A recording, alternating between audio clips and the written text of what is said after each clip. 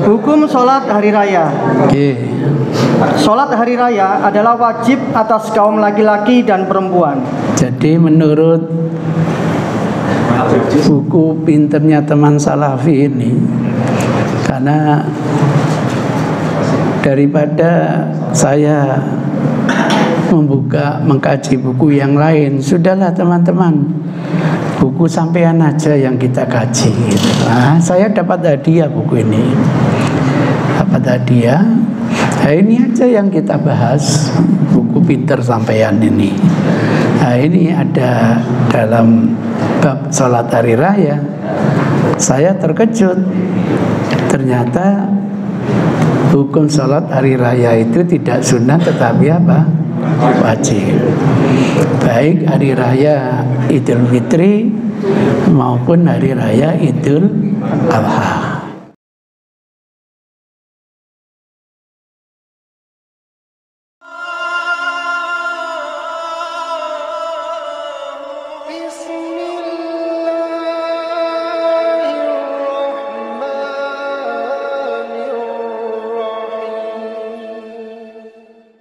Assalamualaikum warahmatullahi wabarakatuh.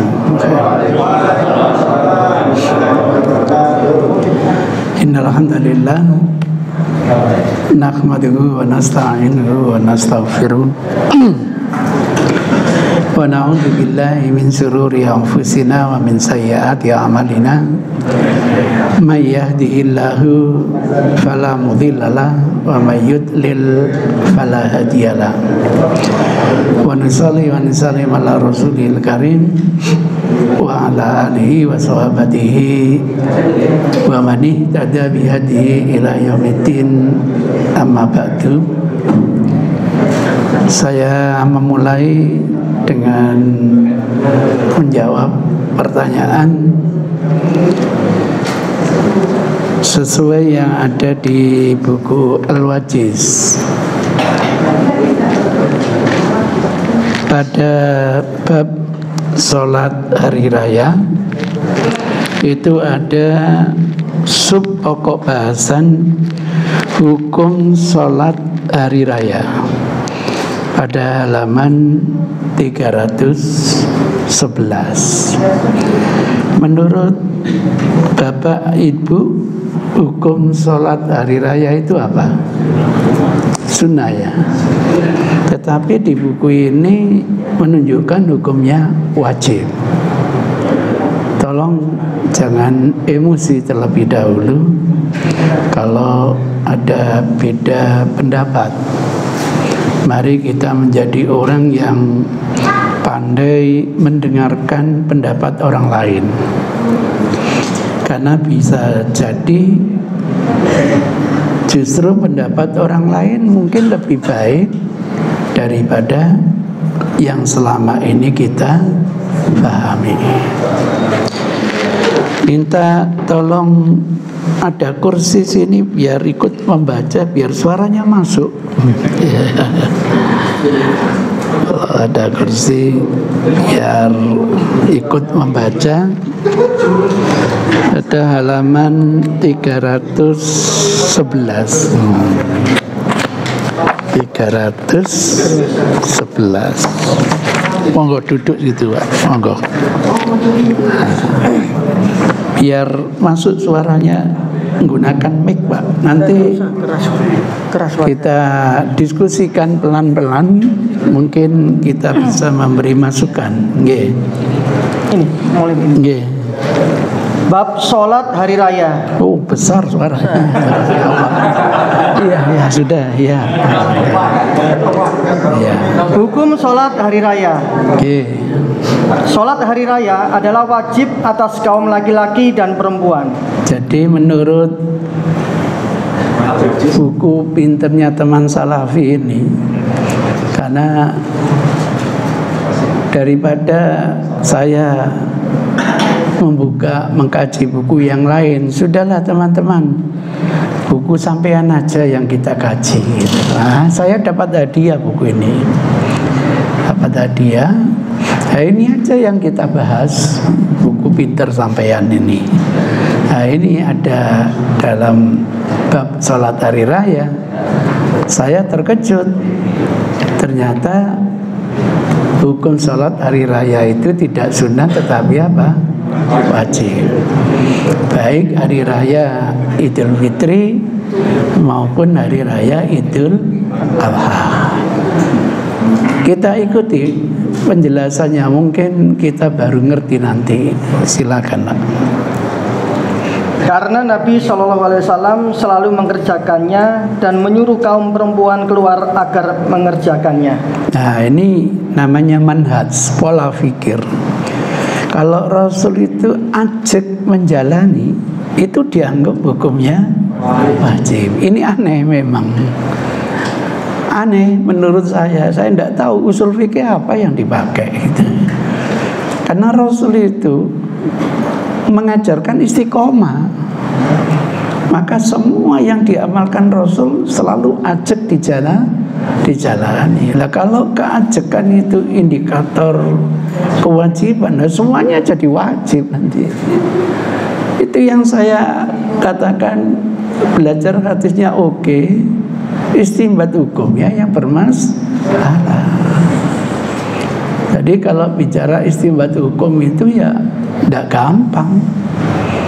Maka tolong jangan ngaji hadis langsung menyimpulkan hukumnya. Hukum itu proses ijtihad gitu. Kecuali kalau ada ketegasan dalam hadis kutiba aujaba, baru kita berani mengatakan hukumnya wajib. Kalau sekedar perintah belum tentu. Bisa hukumnya sunnah, bahkan bisa hukumnya mubah. Itu istinbat hukum. Supaya hati-hati, karena manhajnya begitu. Jadi repot untuk bisa diskusi. Mungkin benar menurut mereka, belum tentu benar menurut orang lain. Lanjut, Pak. Dari Umi Atiyah, ia bertutur, kami diperintah oleh Nabi SAW untuk membawa keluar anak perempuan yang sudah balik dan anak perempuan yang masih perawan pada hari raya puasa dan haji. Nah, jadi ini aneh Rasul itu. Biasanya salat wajib itu sebaik-baik wanita mengerjakannya di rumah. Tapi datang hari raya itu, bahasa saya digurak untuk pergi ke tempat sholat. Ini aneh. Ada apa gitu. Lanjut. Ini dibaca mutafakun alaihi. Iya. Mutafakun alaihi Fathul Bari 2 463 nomor 974. Iya. Muslim 2 605 nomor 890, Aunul Ma'bud 3 487 nomor 1124. 3 itu jilidnya gitu. Tirmidzi jilid 2 ya. 25 nomor 537. Ya, sudah, berarti referensinya sahih, muttafaqun alaihi. Nanti lagi-lagi asal perintah hukumnya apa? Wajib. Ya. Itu namanya pola fikir.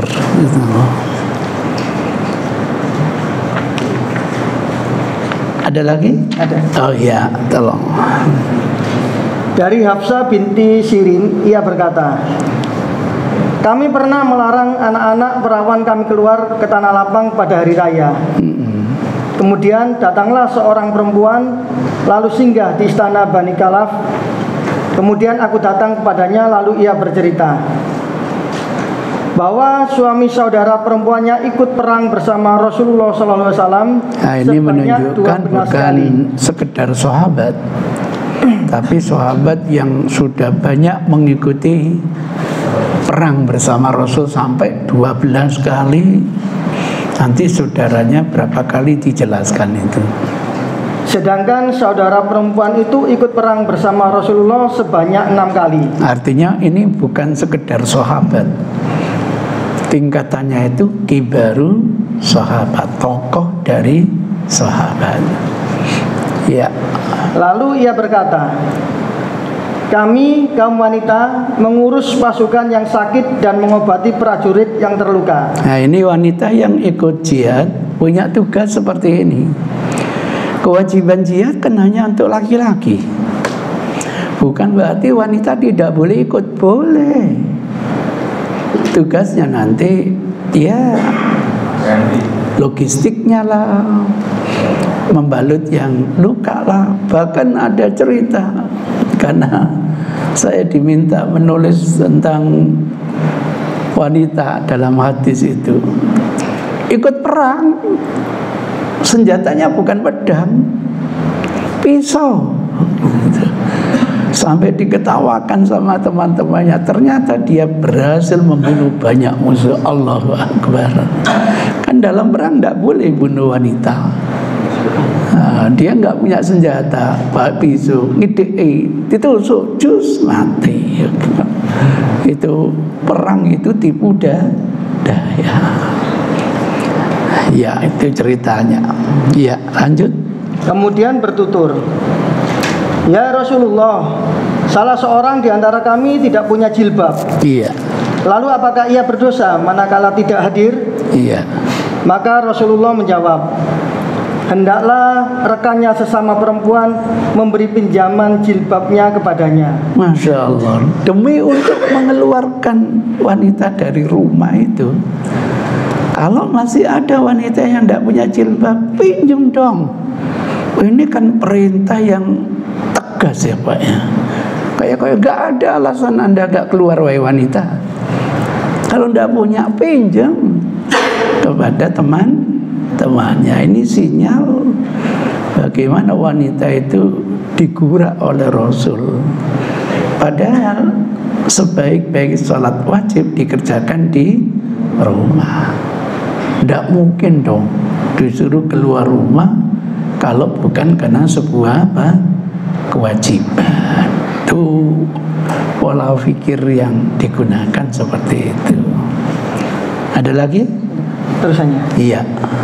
Hendaklah rekannya sesama perempuan memberi pinjaman jilbabnya kepadanya. Kemudian hadirlah ke tanah lapang mendengar kebajikan dan dakwah yang ditujukan kepada orang-orang mukmin. Iya.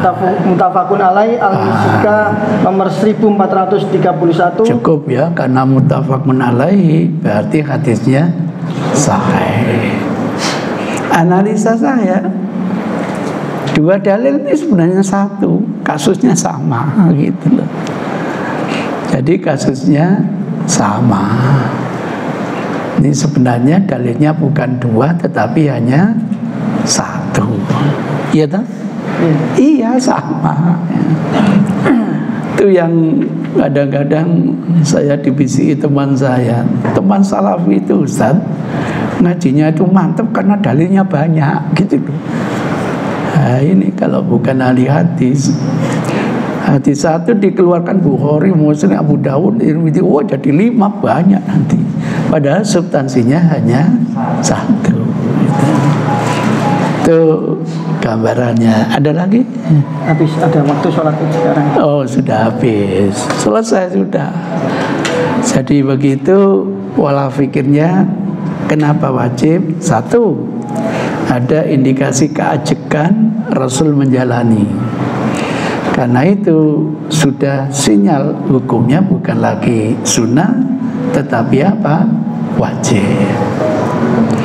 Nah yang kedua, kalau salat wajib itu aja sebaik-baik wanita dikerjakan di rumah, untuk hari raya wanita ini bahasa Inggrisnya dikurak tadi ya. Yang tidak punya jilbab tidak ada alasan, harus pinjam lah. Sehingga tidak mungkin Rasul menyuruh keluar itu kecuali untuk sebuah kewajiban. Nah kalau pendapat seperti ini dianggap asing, ya memang Islam mulai dari asing begitu. Sekarang pertanyaannya, kira-kira kelirunya di mana? Kalau mereka punya ngaji hadis menyimpulkan ternyata hukumnya wajib. Yang tidak ridho boleh angkat bicara. Ini seminar internasional. Samping saya ini utusan dari Cina. Persis. Yang utusan dari Afrika boleh angkat bicara gitu. Yang dari Citra Harmoni boleh. Boleh. Monggo, silakan. Jadi tolong jangan menyalahkan orang lain dulu. Kita pahami, kira-kira kalau sudah paham punya komentar apa tidak. Jangan memberi komentar sebelum paham. Gus itu. Monggo yang ingin angkat bicara. Enggak ada mic-nya ya, Pak? Yang wireless. Wirelessnya non? Tidak ada. Ya. Ya. Dari Ibu mungkin gimana Bu kalau diwajibkan hari raya? Setuju enggak Bu? Oh, diem berarti Anda setuju gitu. Iya. Enggak setuju. Kalau enggak setuju, kenapa enggak setuju? Wong dalilnya sudah muttafaqun alaih. Sudah sahih dalilnya. Kan kalau hadisnya sahih tinggal sami'na wa ata'na. Gimana? Iya, jadi jangan karena a priori kebencian salafi elek kabeh aja gitu. Mungkin ada yang baik diambil begitu. Kalau enggak ya sisihkan. Itu masyarakat akademik harus begitu. Jadi jangan insider tetapi outsider. Sebagai pengamat ingin netral, sehingga dari kenetralan siapa tahu gampang mendapatkan hidayah. Kalau sampai sudah fanatik gak salah belas. Nah, kalau sampai a priori kau no bener ya. Nah, itu ceritanya. Bagaimana kita dapatkan kebenaran kalau dasarnya a priori kepada salafi, kalau dasarnya fanatik kepada salafi. Monggo silakan. Oh, ini dari negara Citra Harmoni ini. Saya lupa dalilnya, tetapi pelajaran SD anggaplah itu awal. Iya. Sholat yang wajib itu hanya 5 waktu. Iya. Zuhur, asar, maghrib, isya, titik. Tapi lupa dalil bahwa itu adalah dalil khusus tentang kewajiban. Selainnya adalah sunnah. Oh iya. Sunnah itu dibagi sunnah biasa, sunnah muakkad. Yang pertama tadi saya lupa. Iya ya. Kalau ada itu berarti kurang tepat memahami sebagaimana mukaddimahnya Ustadz di awal tadi. Terima kasih. Iya. Pada pokok awal tadi.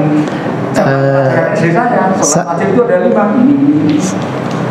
Bagaimana kalau cara diskusi itu jangan kita mengeluarkan dalil dulu, tapi dalil yang dipakai teman itu kalaulah keliru di mana kelirunya dulu gitu. Sebab kalau selama ini dia merasa benar, ya walaupun didalili yang lain ya tetap tidak mau. Karena dia merasa punya dalil yang dianggap apa? Benar gitu. Nanti endingnya lakum dinukum waliyadin, lana amaluna walakum amalukum. Jadi kita fokus dulu. Oh, teman salafi ini mewajibkan sholat hari raya, punya argumentasi walaupun substansinya satu dalil, tapi istimbatnya itu seperti itu, sehingga kesimpulannya sholat hari raya fitri dan adha hukumnya wajib. Ini yang kita bahas dulu. Jangan saya punya pendapat lain, dalil saya silakan nanti ya. Nanti monggo silakan. Tadi di salafi tadi disebutkan bahwa di punya ya salafi itu bahwa sholat Idul Fitri maupun Idul Adha itu adalah hukumnya wajib. Iya. Nah, kalau hukumnya wajib, kan itu cuma 2 rakaat, Ustaz. Iya. Nah, pahalanya apakah juga wajib gitu? Loh, kalau sudah wajib ya pahalanya wajib, Pak. Iya, Pak. Nah, soalnya kan gini. Iya. Kadang ada yang orang sholat pada saat sholat Idul Fitri atau Adha itu pas hari Jumat. Iya. Ada yang berpatokan bahwa kalau saya sudah sholat Idul Fitri atau Idul Adha di hari Jumat itu, untuk pas sholat Jumatnya lagi saya nggak ikut sholat Jumat tapi sholat zuhur biasa. Lah, itu kan mempertajam, sudah menghilangkan kewajiban, Pak. Oh, baru tahu. Kalau saya Iya. Justru pertanyaan Bapak itu mempertajam hari raya itu hukumnya wajib, sehingga tidak perlu lagi sholat tidak perlu lagi sholat Jumat. Terima kasih masukannya. saya boleh kasih Malah wajib. Lu iya. Kan gitu ya, Pak ya. Kok bisa? Lu kok bisa? Apa sampai mau beli masukan? saya nyapa Ustaz. Boleh, monggo. Kalau di dalilnya di hadisnya ini kan hanya diperintah untuk keluar ini. Lah iya, Pak, asal perintah kan wajib. Tidak ada perintah sholat.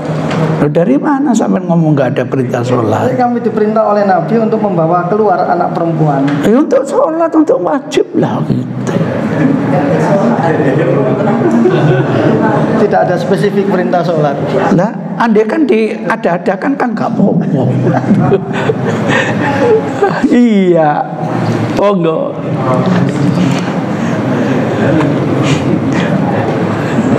Hanya satu dalilnya. Ada lagi? Ini yang saya katakan, indah kalau dalil itu tidak diambil satu referensi tapi secara tematik, maka nanti saling mengisi. Wah, saya banyak dibully teman-teman di Tarje. Kok bisa begitu? Ya karena apa? Setiap perawi punya hafalan yang berbeda-beda. Maka dengan merekrut hafalan seluruh sahabat yang terlibat, membentuk hadis itu menjadi utuh, tidak sepotong. Dan dalil yang digunakan ini sepotong. Coba kalau diambil takhrijnya itu, Masya Allah, yang diperintahkan oleh Rasul untuk mengeluarkan wanita pingitan, wanita yang haid, khuyat itu dalam kondisi haid. Nah, baru muncul pertanyaan, memang disuruh keluar untuk sholat? Kira-kira wanita haid sholat enggak? Enggak. Ini sudah terjawab. Jadi hari raya para wanita digurak oleh Rasul ke tanah lapang. Menurut hadis ini bukan hanya untuk sholat. Endingnya ada di hadis liyasma da'watal Islam. Teks Arabnya apa? Teks Arabnya mana? Halaman berapa tadi, Pak? Ini 311 ini. Nah, Oh, yang ini. Apa sih? ini fal yashhadna, para wanita yang haid yang disuruh keluar itu, wanita terpingit itu yang nggak biasa keluar itu, supaya keluar, fal yashhadna hunna yashhadna, biar mereka wanita itu menyaksikan al khaira, kebaikan, wa da'watal mukminin, biar dengan ceramahnya Rasul, biar dengan cerita tausiahnya Rasul dapat kebaikan. Masa gara-gara wanita haid tidak boleh pergi ke tanah lapang? Ya susah kalau sholat Idul Fitrinya di masjid.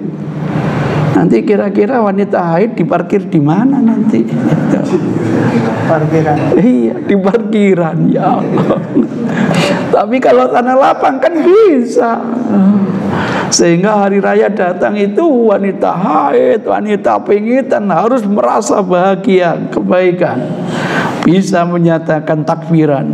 Allahu Akbar, Allahu Akbar, La ilaha illallah, Wallahu Akbar, Allahu Akbar, walillahil hamd. Datang ke Tanah Lapang lewat jalur A, pulangnya lewat jalur Z, muter-muter ke Jakarta, ke Tangerang, baru kembali ke rumah.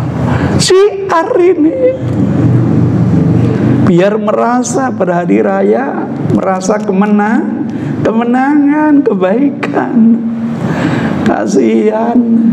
Wis Bu, timbangane sampean gak iso nang masjid, wis ana omahe ngono. Sekalian masak-masak ya Bu, mati aku. Rio Pak, mbok yo makan mahal.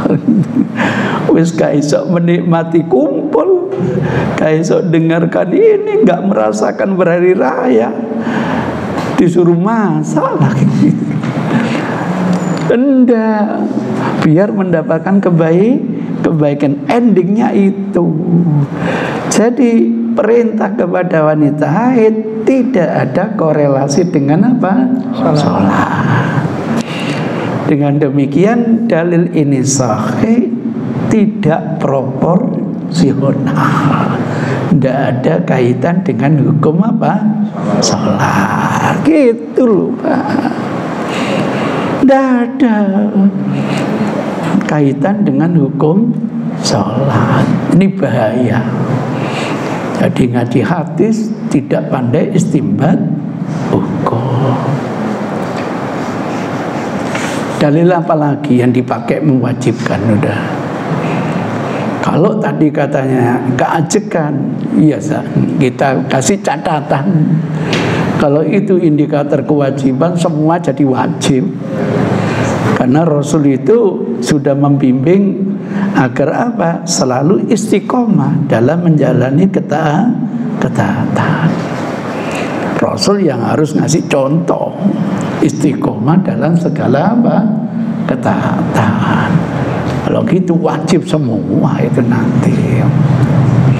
Nah, setelah sudah tidak punya dalil, baru Ustadz, bukankah ada hadis bahwa kewajiban sholat sehari semalam itu hanya 5 gitu. Dibahas di sini tapi di lain bab. Itu analisanya waduh menarik. Mohon maaf, hadis ini hanya untuk mu'alaf katanya. Duh. Heran saya, katanya ngaji tekstual, kok sekarang jadi kontekstual. Repot ini. Nggak mau kontekstual, Yusuf Qaradawi, hancur Islam. Tapi akhirnya sekarang bicara secara kontekstual. Padahal teksnya itu Ja'a A'rabiyun, kok diterjemahkan seorang mu'alaf. Maka yang bagi mu'alaf kewajiban mereka cukup 5 dulu gitu loh. Tapi bagi sampean yang sudah Islamnya lebih dari 2 tahun, apalagi ada yang lebih 40 tahun, sampai Islamnya sudah sejalan. Wih, ini bukan 5 lagi nih, butuh kewajiban yang lain. Itu ceritanya. Jadi hadis yang sampaikan sahih itu alamatnya untuk mu'alaf. Mati ya Allah. Lagi-lagi sepotong diambil. Padahal hadis ini hampir 1 lembar gitu. Kalau disambung-sambung hampir menjadi 1 halaman. Mukadimahnya menarik. Orang ini, waduh, datang tidak tahu arahnya, kayaknya dari Najd, rambutnya kusut, suaranya melengking. nggak diketahui asal usulnya. Kira-kira ini siapa yang datang? Jibril. Jadi kasusnya sama dengan waktu periode Mekah. Ini periode Madinah. Periode Mekah datang Jibril, enak aja, duduk, lututnya ditempelkan dengan lutut Rasul, tangannya ditaruh di pahanya, kurang ajar orang satu itu, rambutnya kusut jibrak, suaranya melengking, nggak bisa dikenali gitu. Sampean kalau jadi Umar, orang yang cerdas, kira-kira sampean apakan orang ini? Ya Allah. Yang lebih lucu, tanya, membenarkan lagi. Karpe apa wong situ? Begitu keluar, ya Rasul, izinkan saya kresek orang itu. Duduk kamu wahai Umar gitu. Tahu kamu siapa yang datang tadi? Tidak tahu. Jibril mengajari agama kamu. Jibril mau dikersek. Yang ditanyakan rukun iman, sampai tanya tentang hari kiamat. Nabi hebat. Orang yang bertanya, orang yang ditanya tidak lebih mengerti daripada yang bertanya. Artinya Jibril lebih tahu kapan kiamat daripada Nabi. Wah, ya wes nek ngono takon tanda-tandane. Oh iso tak jelasno. Ini bukan sembarang orang, ini malaikat yang tanya. Periode Madinah datang dengan sifat yang sama, menanyakan bukan rukun iman, rukun Islam. Jadi yang ditanyakan bukan hanya kewajiban sholat sehari semalam. Yang dijawab oleh Rasul hanya 5. Apa ada yang lain selain itu? Tidak, kecuali kamu sholat sunnah. Tanya lagi kewajiban terhadap harta, hanya 1, zakat. Ada yang lain? Enggak, kecuali kalau kamu yang sunnah, infak, sedekah dan sebagainya. Kewajiban terhadap puasa apa? Hanya 1, puasa Ramadan.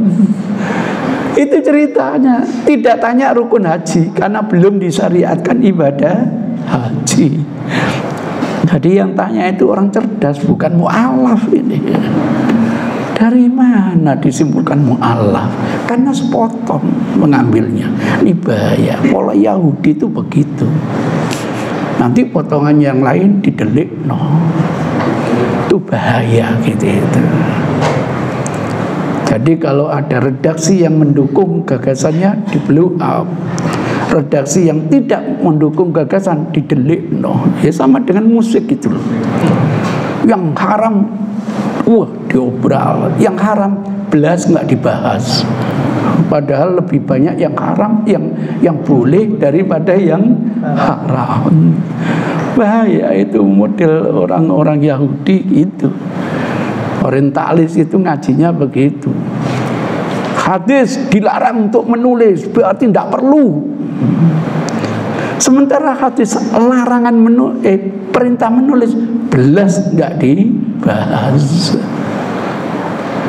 Itu digambarkan dalam Al-Quran, yu'minu bi ba'dil kitab wa yakfuruna bi ba'dil. Nanti kalau baca ayat tidak sesuai dengan seleranya ditutupi. Itu naudzubillahi min dzalik. Sudah. Monggo. Kalau diskusinya belum selesai. Ya, belum. Sudah dibahas ini sudah. Jadi itu kalau kita ambil seluruhnya, yang datang bukan mu'alaf tetapi Jibril. Sekarang pertanyaan berikutnya, Mu'ad dikirim oleh Rasul ngajari sholat 5 waktu ke negeri Yaman. Itu untuk mu'alaf atau untuk semua orang?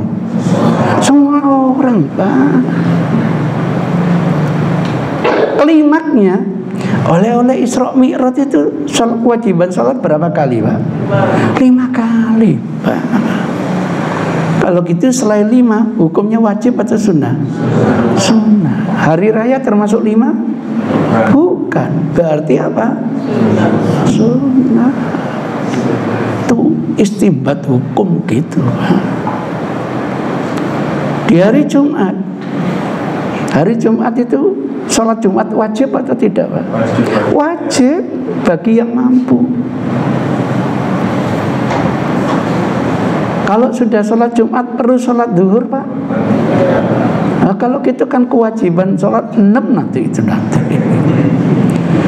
Maka sholat Jumat sunnah bagi wanita itu kalau mampu pergi ke masjid, monggo.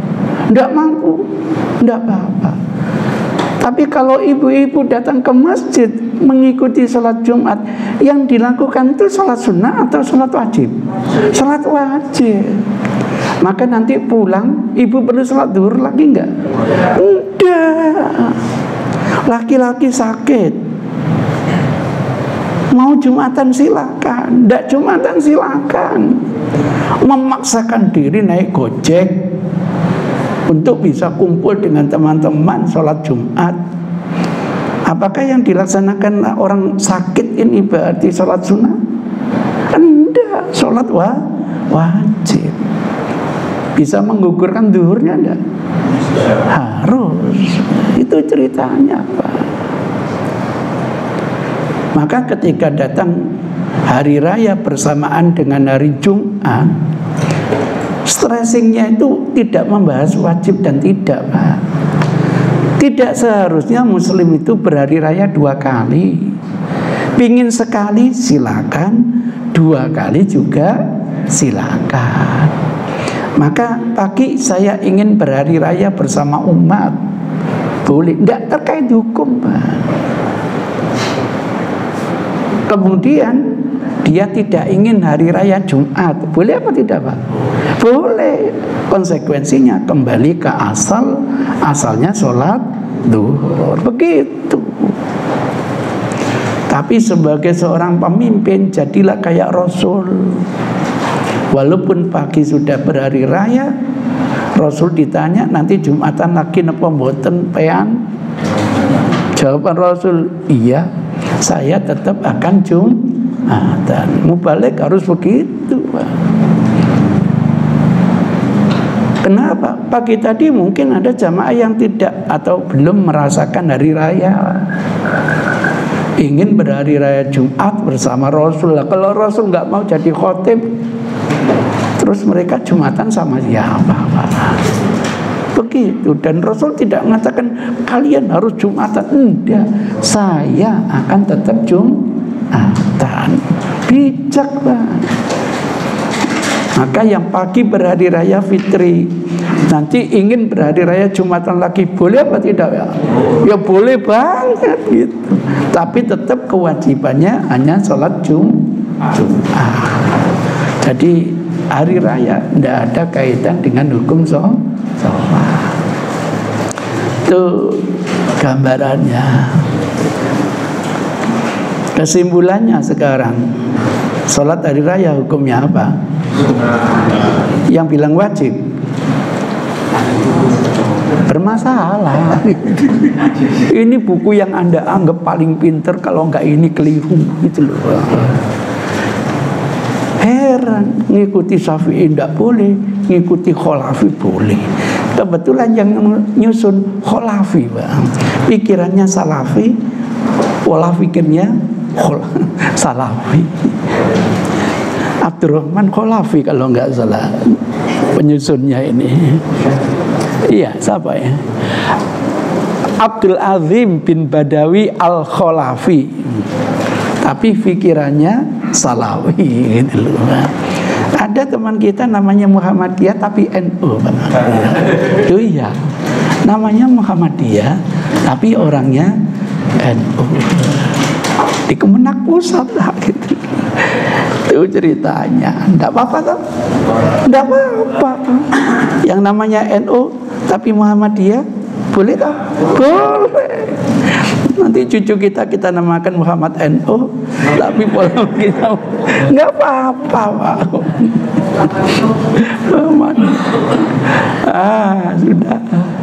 Sudah. Saya anggap selesai ya, Pak ya. Iya. Monggo, tolong teman, kalau kalian hanya ngaji ini nggak mau yang lain, kasihan tuh sampean. Nggak bisa Bedakan. Hanya ngaji satu kitab dianggap paling benar, yang lain dianggap keliru semua. Jangan-jangan Anda yang keliru. Itu ceritanya. Nggak boleh. Menurut Al-Quran, menurut asar dari Ali, bagaimana kita ini harus sharing idea. Alladzina yastami'unal qawla. Siap dengar sana, siap dengar sini. Fayattabi'una ahsanahu. Itu Quran. Sesuai dengan pesan Ali, unzuru makila wala tanzuru man qala. Perhatikan apa yang dikatakan, jangan memperhatikan siapa yang mengatakan. Kalau nggak gurunya dianggap nggak beres. Na'udzubillahi min dzalik. Alhamdulillah sudah terjawab. Sekarang bebas pertanyaannya, monggo silakan. Monggo, boleh. Mengharamkan musik mutlak, tapi kalau di Indonesia kok tidak berani mengharamkan lagu Indonesia Raya? Harusnya gitu, Pak. Kenapa? Makanya saya sering bertanya kepada teman-teman yang mengharamkan mutlak, ente bangsa Indonesia tahu? Iya. Menyanyikan Indonesia Raya enggak? Bingung deh. Kenapa Ustaz? Memang menyanyikan Indonesia Raya tanpa musik? Bingung. Itu harus ikut ulil amri. Kalau enggak dikeluarkan dari Indonesia. Kira-kira teman-teman salah itu nyanyi Sang Surya enggak, Pak? Kira-kira menyanyikan Ya Lal Watan enggak, Pak? Ya. Syair apa yang tidak pakai apa? Musik. Begitu ceritanya. Terima kasih masukan sampean. Saya lanjutkan ke teman-teman salafi. Teman salafi, sampean nanti menyanyikan lagu Indonesia Raya enggak gitu? Enggak berani. Keluarlah dari Indonesia. Iya. Ada lagi mungkin pertanyaan, komentar, pertanyaan? Ye.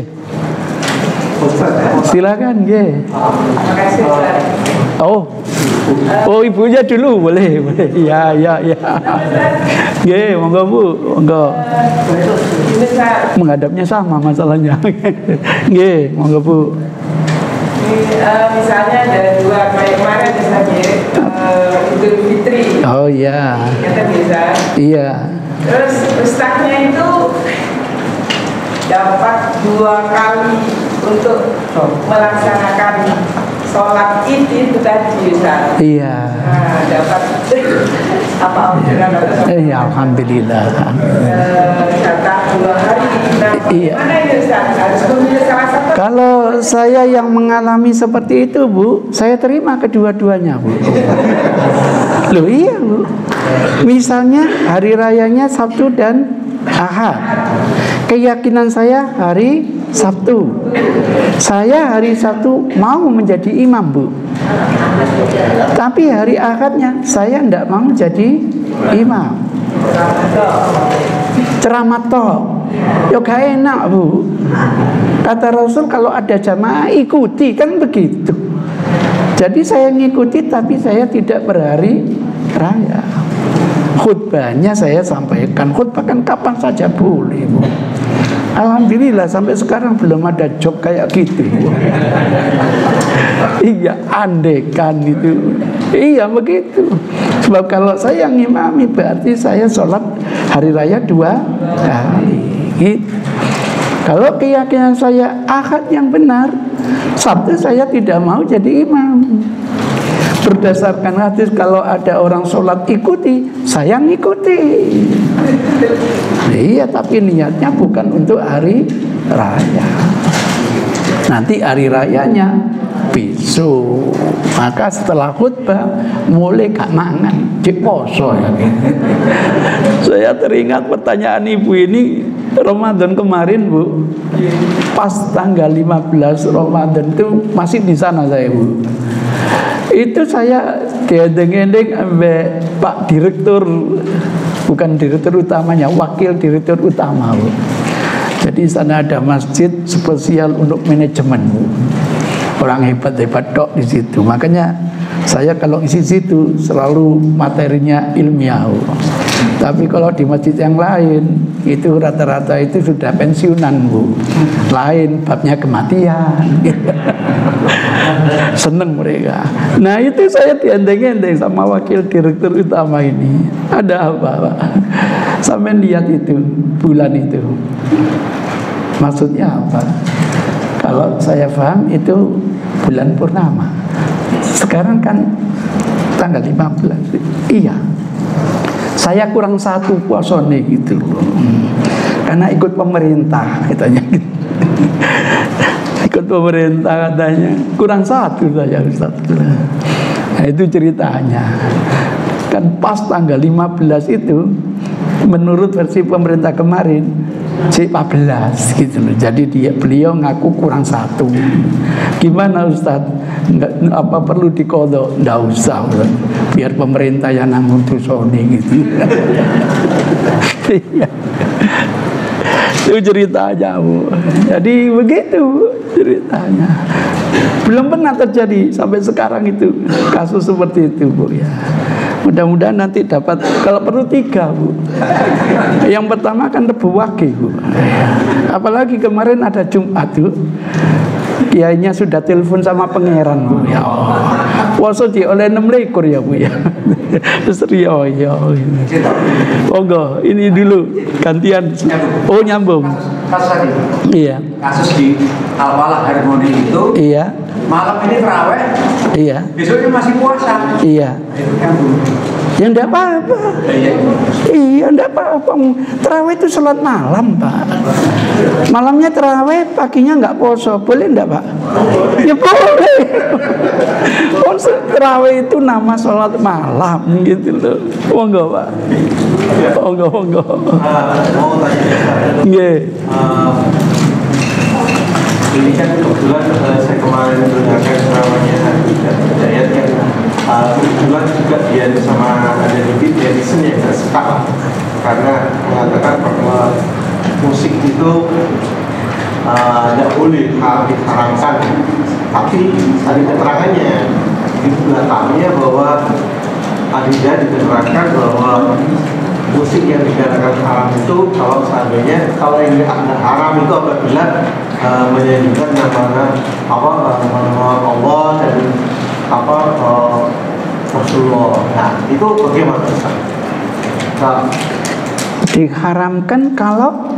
diharamkan kalau seandainya musik-musik tersebut itu kayak musik-musik para kafir gitu loh. Tapi kalau dibolehkan apabila menyanjungkan nama-nama Allah gitu.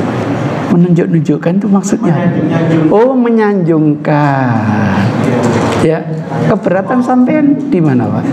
Nah, saya mau tanya, menurut Ustaz, musik itu haram atau bagaimana? Baca buku saya. Gitu. Iya. Sudah membaca buku saya? Oh, belum. Intinya ada 5 hadis yang mengharamkan. Yang saya ketahui, Pak ya, 8 hadis yang menghalalkan. Kalau menggunakan taksis bermasalah. Sama-sama sahih. Kalau taksis itu gini, Pak, asalnya haram kecuali 1 di hari raya, 2 pernikahan. Padahal hadis yang sahih nanti ada ketiganya, ingin menghibur istri. Kapan, Pak, menghibur istri, Pak? Sering-sering, Pak. Ada tontonan rame di Masjid Nabawi, Pak. Diikuti dengan tambur. Wah. Jadi tontonan anak-anak, Rasul buka. Wah, suku Habsyi menghibur anak-anak dengan tari-tarian, dengan tambur. Masya Allah. Umar datang marah-marah. Masjid dibuat bukan untuk ini. Oleh Rasul ditegur, diam kamu wahai Umar gitu. Yang Yang ditegur Umarnya wala. Kepada istrinya, ta'ali Aisyah kemari, pingin lihat enggak kamu? Pingin ya Rasul. Dagunya ditaruh di pundaknya Rasul. Waduh, kata Ustaz Firanda, pamer kemesraan. Oh no, itu gak apa-apa nih komentar kiainya mereka, gak apa-apa. Sudah selesai? Belum. Kata Ustaz Firanda, ingin berlama-lama. Ngono ya Pak gitu. Kalau gitu boleh enggak Pak menghibur istri? Boleh. Tapi istri saya tak hibur, nyanyi nggak mau ya. Enggak. Andai kan ada istri yang mau gitu, boleh enggak Pak? Boleh tanya, istriku perlu hiburan? Perlu. Nih, tak tanggap no dangdut. Gitu. Nggak suka, ganti jazz, gitu. Nggak suka, rock and roll, nggak gitu. Kalau nggak, angklung lah gitu. Jadi begitu, Pak. Seorang wanita datang ke rumah Rasul. Rasul bilang kepada istrinya, Aisyah, kenal dengan wanita ini? Enggak ya Rasul. Apa kata Rasul? Ini bidu wanita fulan, Bani fulan. Kok ente nggak kenal gitu? Mau enggak dia menyanyikan untuk kamu? Mau ya Rasul. Dikasih namanya tobak. Tobak itu ada yang lenser besar untuk tabuhannya. Itu. Kalau gitu boleh enggak menghibur istri Pak? Boleh. Kapan Pak? Kapan saja Pak. Datang wanita Pak, ketika Rasul tidak pergi perang Pak. Ya Rasul, saya nazar kalau pengen nanti pulang selamat, saya hibur dengan nyanyiannya Rasul gitu. Begitu Rasul pulang, dia datang ingin menazarkan, apa kata Rasul? Silakan gitu. Itu heran saya.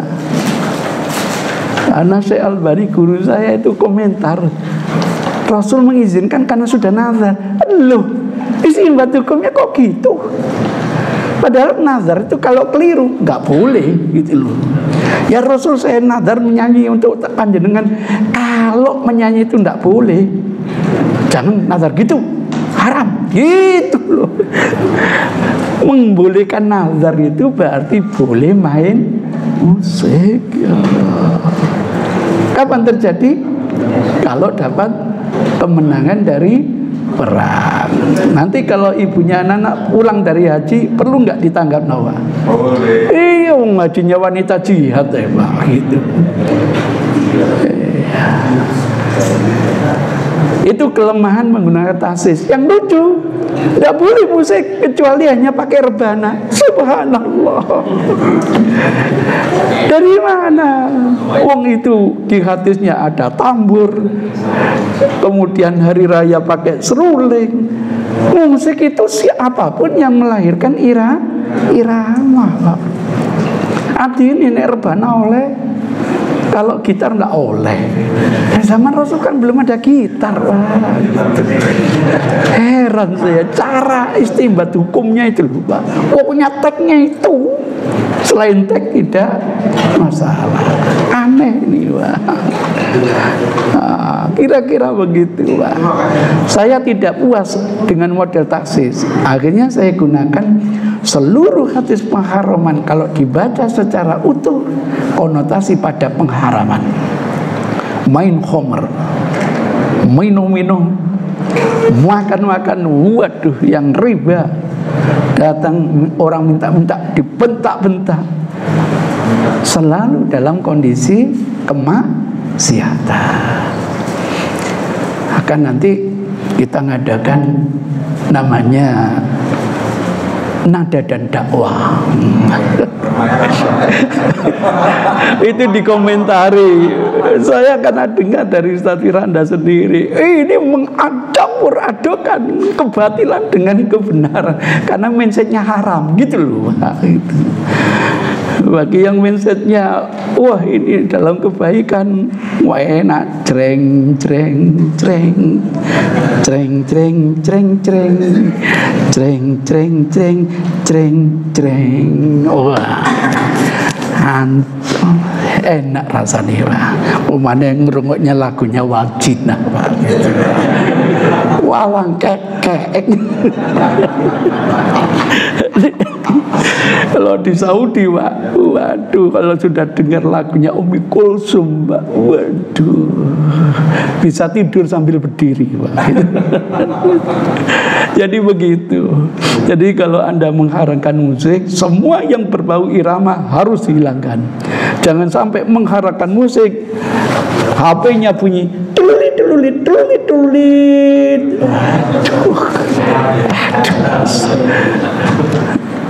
Kira-kira begitu. Iya. Monggo silakan. Ada lagi? Cukup ya? Oh monggo silakan. Terima kasih Pak. Terkait dengan musik saya rasa sudah jelas Pak. Iya. Manhaj Muhammadiyah sudah jelas. Iya. Yang saya tanyakan terkait dengan hukum sholat berjamaah. Kalau manhaj Muhammadiyah mengklasifikasikan 3 Pak. Musik ada yang jenis haram, kalau begini-begini. Musik itu menjadi mubah, kalau begini-begini. Bahkan musik menjadi sunnah. Itu kalau begini, ini itu namanya memahami hadis secara proporsional. Sebab ada orang nikah kok nggak diikuti dengan musik. Waduh, dianggap nggak ngerti tuntunan gitu. Malah disunahkan ada kata Rasul dalam masalah nikah boleh ada saud watuf, malah dianjurkan.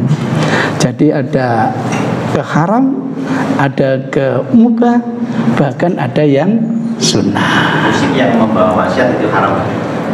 Kira-kira begitu.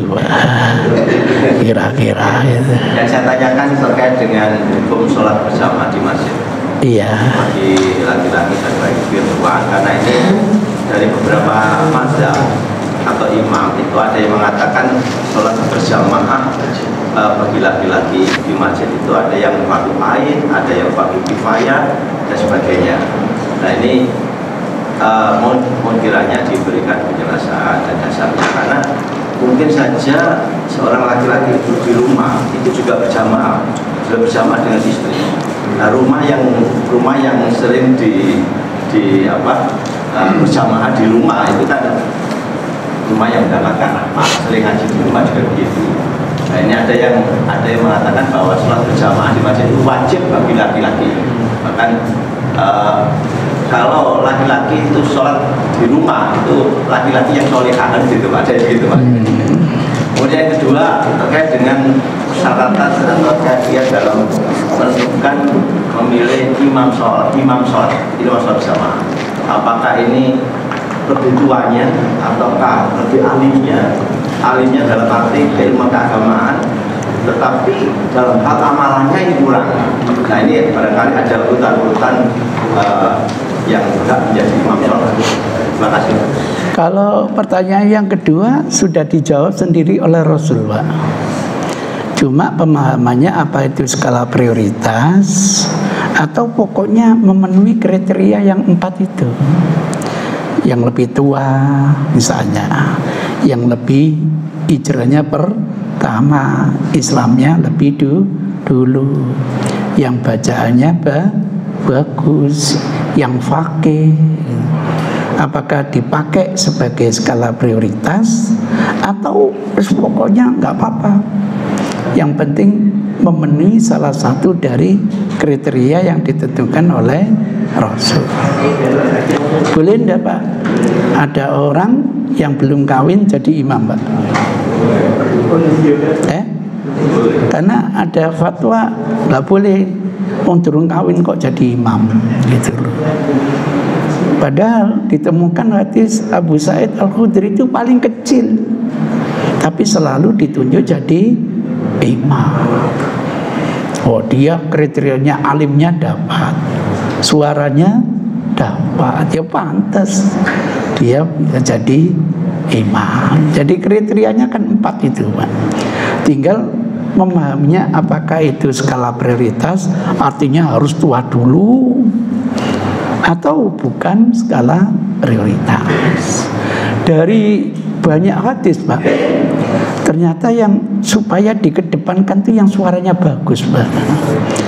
Dari beberapa hadis yang saya baca itu, jadi tidak melihat usia, tapi suara yang paling bagus. Mungkin hikmahnya biar bacaannya membawa kenikmatan bagi makmum. Nah ini ya, mohon maaf, masjid-masjid tetangga kita ini sekarang sepi, Pak. Kenapa? Masjid ini merasa milikku, sehingga aku yang harus imami. Lah usianya sudah di atas 90 tahun gitu. Lah masjid yang lain itu imamnya bagus-bagus, Pak. Nah, nggak salah masyarakat sekarang hijrah, Pak, gitu. Itu ceritanya. Jadi dari kajian sekian banyak, kok ada prioritas bagi orang yang bacaannya bagus. Bacaannya saja, bukan hafalannya ya. Suaranya, wah, ya bacaannya itu bagus. Itu yang saya temukan dari beberapa hadis. Mungkin hikmahnya biar bisa membawa jamaah itu menjadi lebih nikmat. Misalnya gitu, Pak. Itu ceritanya memahami teks begitu, Pak. Bagi yang skala prioritas boleh yopo-yopo yang paling tua gitu, Pak, ceritanya. Untuk yang pertama kita bahas lain kali, Pak, panjang, Pak. Dan mohon maaf, waktu kemarin hari Kamis ngisi di Pandaan, Pak, ada jamaah ini yang menyampaikan hadis, Ustaz, laki-laki kalau tidak jamaah di masjid adalah munafik. Gitu loh. Lu iya, Pak. Bagus lah. Maka kalau sampai nggak ke masjid munafik apa ya, Pak? Saya berterima kasih, Pak. Saya bilang baru kali ini saya dengar hadisnya gitu loh, Pak. Dan selama saya membaca mereka yang mewajibkan jamaah, kok nggak pernah pakai dalil ini ya, gitu loh. Kok nggak pernah dalil. Bahkan hadis ini katanya Bukhari dan Muslim, Pak, gitu loh, Pak. Maka dengan senang hati tolong saya diberitahu, gitu loh. Saya khawatir nanti terjemahannya yang bermasalah. Sampai sekarang belum dikirim saya, Pak. Saya tanya, sampai punya nomor HP saya? Punya. Tolong, Pak, segera mungkin. Karena ini penting, Pak, ilmu baru bagi saya. Kalau hadis itu seperti itu, waduh, ketahuilah bapak-bapak yang tidak punya udzur, kalau tidak berjamaah di masjid siap menjadi munafik. Oh, enak, masjidnya ramai, wah. Lah sampai nggak pergi ke masjid, sepi, wah. Diramein wong, sampean yang nggak terima. Heran saya. Di masjid gak diramein wong, rame. Terima kasih. Saya akhiri. Billahi hidayah wa taufik. Assalamualaikum warahmatullahi wabarakatuh.